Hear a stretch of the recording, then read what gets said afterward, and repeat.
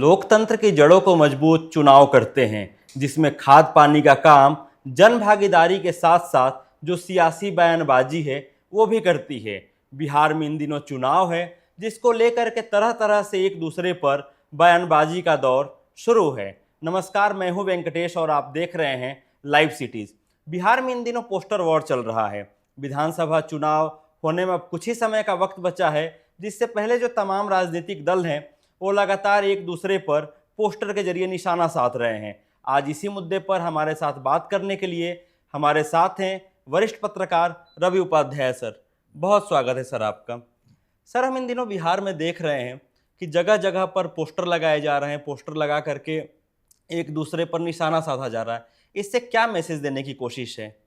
देखिए, सबसे बड़ी बात यह है कि इस बार बिहार विधानसभा का चुनाव है और आपने देखा होगा, बिहार इसका गवाह है कि बीते वर्ष जब 2024 में लोकसभा का चुनाव हो रहा था, उस समय भी आपको पोस्टर के जरिए, पोस्टर ही एक ऐसा माध्यम होता है जिसे आम आवाम तक जो बात है वह पहुंचती है। तो इस लिहाज से कोई भी दल हो, पक्ष हो, विपक्ष हो, इंडिया ब्लॉक हो या एनडीए हो, तमाम तरह की ओर से आप देखिएगा कि पोस्टर इन दिनों राजधानी पटना में आपको जगह जगह, पार्टी कार्यालय के बाहर हो, प्रमुख चौक चौराहों पर आप देखिएगा कि पोस्टर लगता हुआ दिखाई पड़ रहा है, क्योंकि वह पोस्टर ही एक ऐसा माध्यम, एक ऐसा जरिया है जो लाउड एंड क्लियर मैसेज आम आवाम तक पहुंचता है, पहुंचाने का काम करता है। तो यही एक जरिया है। तो इस लिहाज से आप देखे होंगे कि बीते दिन जब अमित शाह, भारतीय राजनीति के चाणक्य कहे जाते हैं, भारतीय जनता पार्टी का बड़ा चेहरा है बिहार के संदर्भ में, बिहार के कंटेक्स्ट में, बिहार के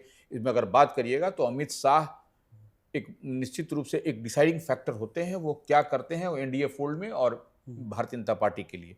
तो वो जब आए थे उस समय भी आपने देखा था कि आरजेडी जो मुख्य विपक्षी पार्टी है, लालू प्रसाद यादव जिसके राष्ट्रीय अध्यक्ष हैं, तेजस्वी यादव जिसके नेता प्रतिपक्ष हैं, और लालू प्रसाद यादव की अस्वस्थता के बाद से कहा जाए तो राष्ट्रीय जनता दल का कमान पूरी तरह से तेजस्वी प्रसाद यादव के हाथ में ही है, और वही जो डिसाइड करते हैं वही होता है। वो कई दफे इस बात को कहा जा चुका है। तो ये सबसे बड़ी बात है कि जिस समय अमित शाह आए थे उस समय ही देखिए राष्ट्रीय जनता दल की ओर से, कहा जाए मुख्य विपक्षी पार्टी की ओर से, कई जगहों पर पोस्टर जगह जगह पर, चौक चौराहे पर लगाए गए थे, प्रमुख चौक चौराहों पर। तो उसमें कहा गया था कि आंख छीन कर चश्मा देने वाले रख लो अपनी सौगात।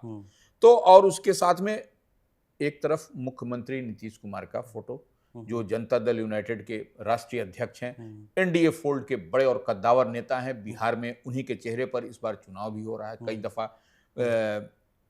एनडीए की ओर से कहा गया। तो नीतीश कुमार का फोटो, और उसमें लिखा गया था कि आप मोहब्बत बांटो, माने आप जो है सो प्यार मोहब्बत बांटते चलो। तो यह एक हुआ था। इसमें एक और उस समय जो एक पोस्टर लगा था उस पर लिखा गया है, तुम तो ठहरे परदेसी, वादा क्या निभाओगे। तो जो लगातार बिहार में हमने 2015 के चुनाव के समय भी देखा था, 2020 के चुनाव के समय भी देखा था कि जो बाहरी है और जो यहाँ के हैं उसको लेकर के लगातार, तो क्या एक बार फिर वो मैसेज देने की कोशिश की जा रही है कि जो नेतृत्व हो बिहार के ही किसी के हाथ में हो? मतलब जो एक सांकेतिक तौर पर कहा जाता है कि अगर बीजेपी की सरकार आएगी तो जो बाहरी है उसका नेतृत्व होगा, उसका वर्चस्व होगा। क्या एक मैसेज देने की कोशिश है? देखिए, भारतीय जनता पार्टी एक राष्ट्रीय पार्टी है। जिस तरीके से कांग्रेस जो है सो इंडिया ब्लॉक महागठबंधन में राष्ट्रीय पार्टी है, उसी तरह से भारतीय जनता पार्टी है राष्ट्रीय पार्टी है। तो निश्चित रूप से उसके जब राष्ट्रीय पार्टी है तो बड़े और कद्दावर चेहरे जो है सो आपको बिहार के तो रहेंगे, लेकिन बाहर से जैसे अमित शाह हुए, अन्य कई बड़े चेहरे आपको दिखाई पड़ेंगे।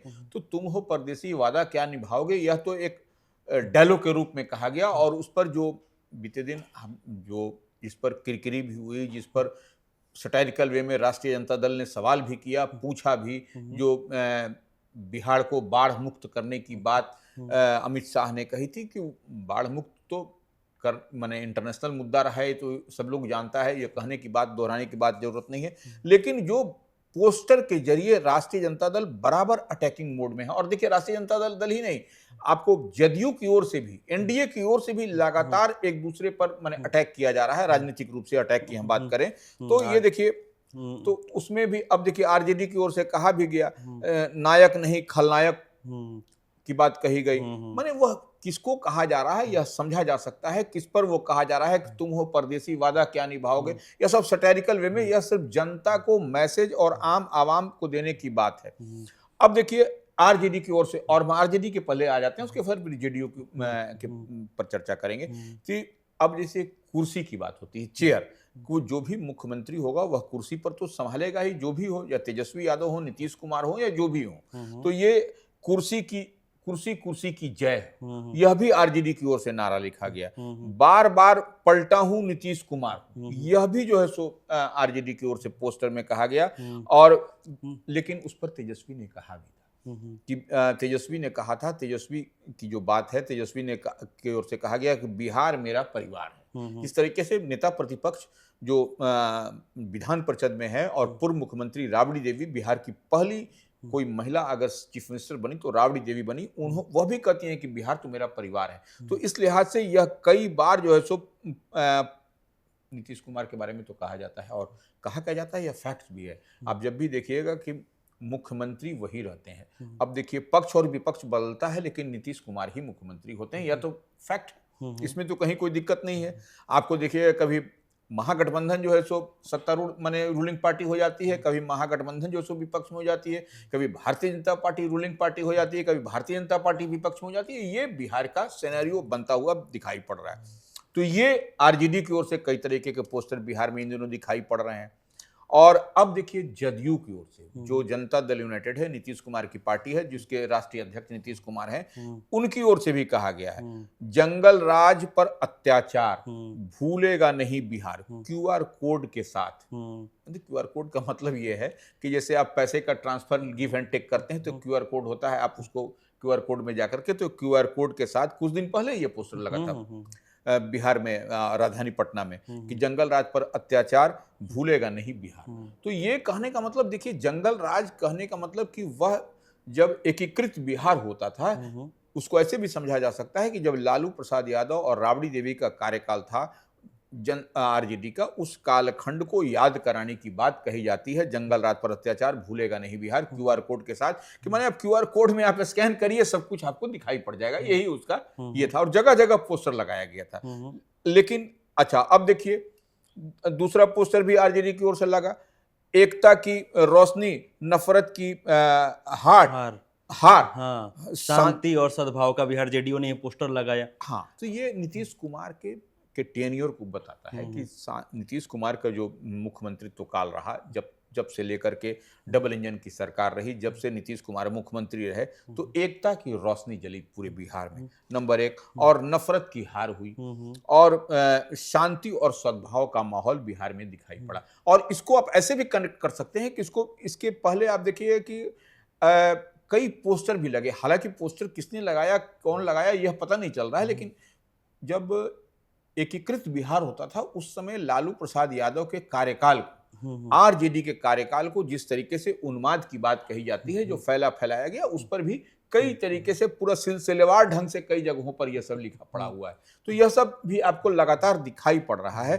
अब देखिए जेडीयू के एक और पोस्टर लगा है, लालू राज के में धार्मिक वही दंगे की हम बात करें, तो वह सब कई तरह के पोस्टर आपको दिखाई पड़ रहे हैं इन दिनों, क्योंकि देखिए अब चुनाव में कुछ ही महीने की बात है, बिहार में विधानसभा का चुनाव होना है, और यही जो है सो मैसेज आपको लाउड एंड क्लियर मैसेज आम आवाम के बीच में पहुंचेगा, यही पेनिट्रेट करेगा। जी हाँ सर, ये जब हम देख रहे थे चीज़ों को, तो आज का जो पोस्टर है उस पर जब ध्यान गया, तो कल ही तेजस्वी यादव ने एनसीआरबी के आंकड़े का जिक्र किया था, और उसके बाद आज जब ये पोस्टर लगा, तो जो अविभाजित बिहार था उस समय के जो 11 दंगे, मतलब 2003 तक का उसमें जिक्र है, बिल्कुल, उसको सामने रखा गया।